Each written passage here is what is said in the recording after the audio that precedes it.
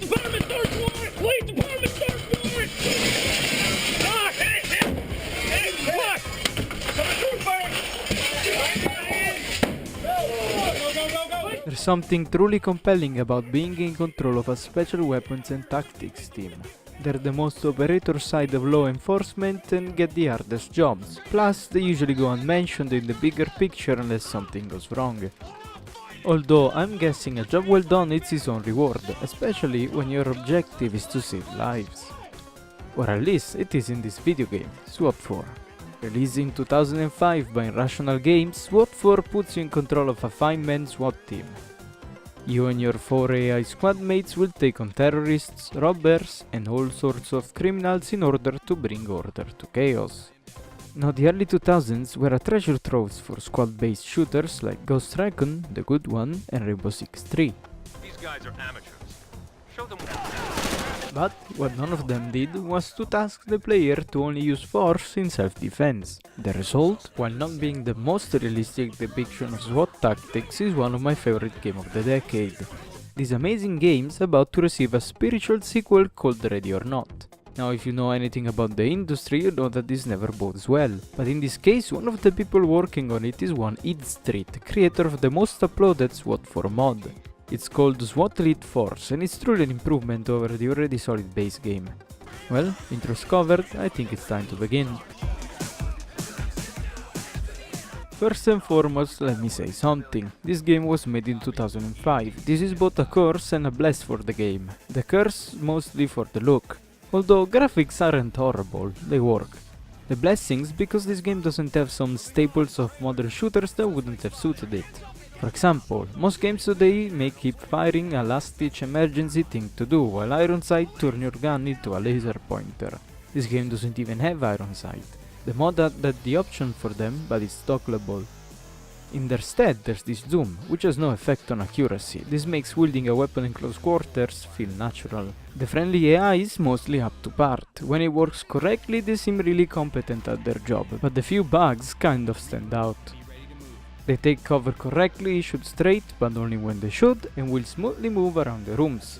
You command them with this quick and effective menu and they can perform a variety of actions. You can generally tell them to do anything you would and they do it just as well.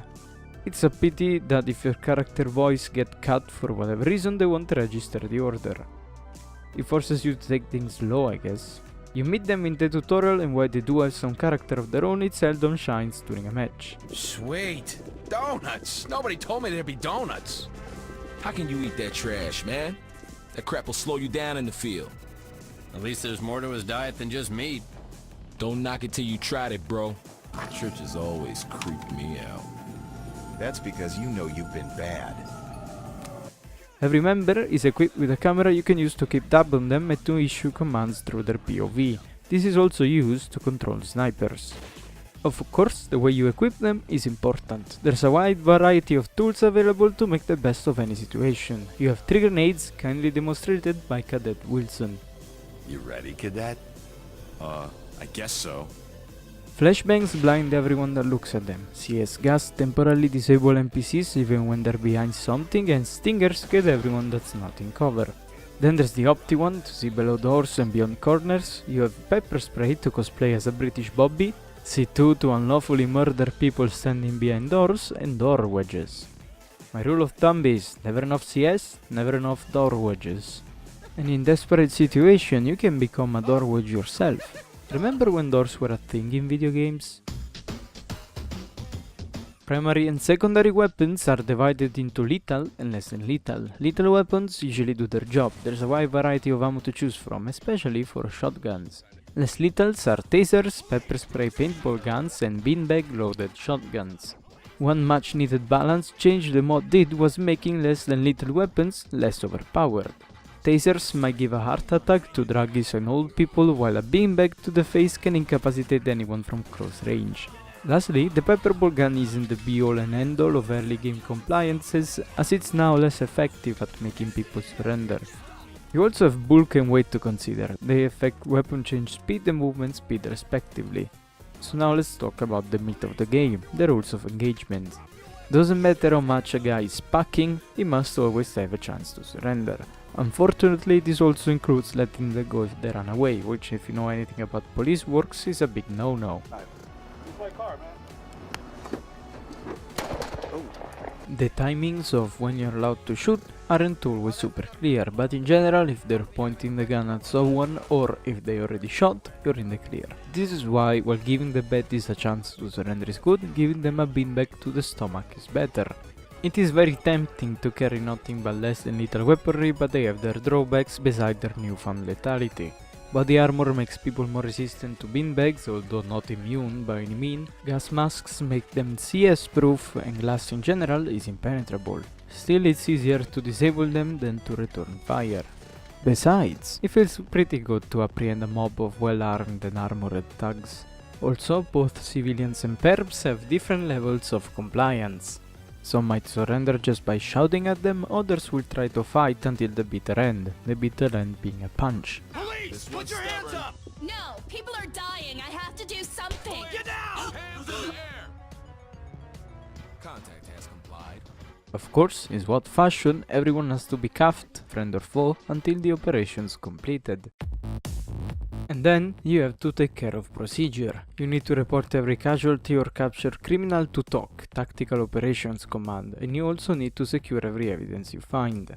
It can be annoying having to backtrack your step to find the one injured guy you didn't call out to TOC, but it only affects score. A score system may sound antiquated, but it makes a lot of sense here. You're tasked to save life, and how many you save determine your score. Depending on the difficulty, you may need a certain amount of it to progress in the campaign, and assuming you did everything else perfectly, there's no real penalty for outright killing all the bad guys. We talked about progression, it's worth talking about the maps now. They're all very different from each other, from simple everyday gas stations to buildings infested by cultists. They usually go for two vibes, normal place being invaded or creepy dens of criminals.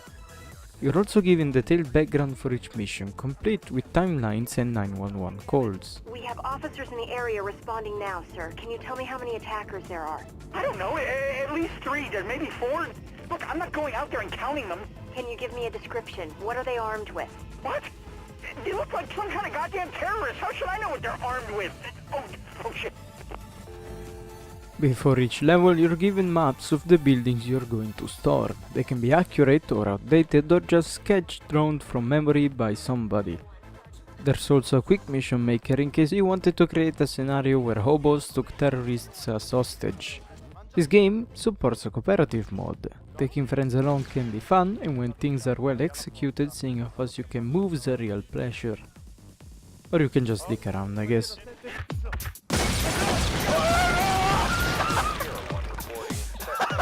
And by downloading a DLL, you can even see the server browser, and surprise surprise, the game's not dead.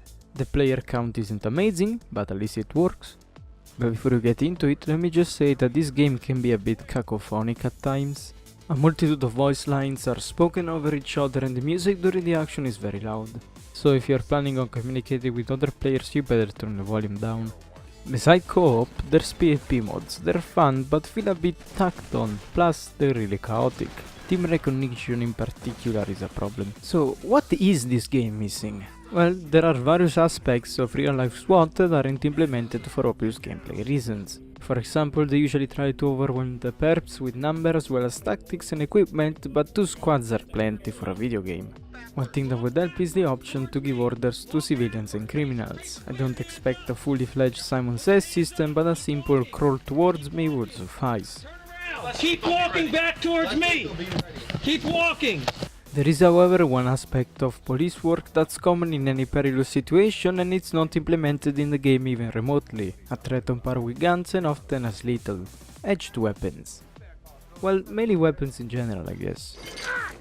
Stabbings are really common and extremely dangerous to police officers. I'd imagine the SWAT teams encounter much of the same.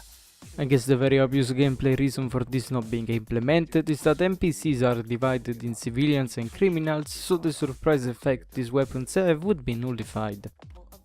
However, this is something I really want to see in Ready or Not. It would be one of the non-graphical improvements to make the game richer.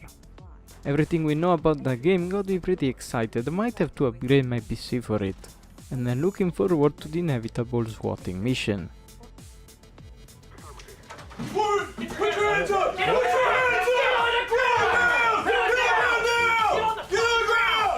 But until it comes out, fingers crossed. Adam 215, this is Central BCC. Adam, boy in truck 1 responding code 2 to 653. I got a suspect. Police! On your knees! Suspect is compliant.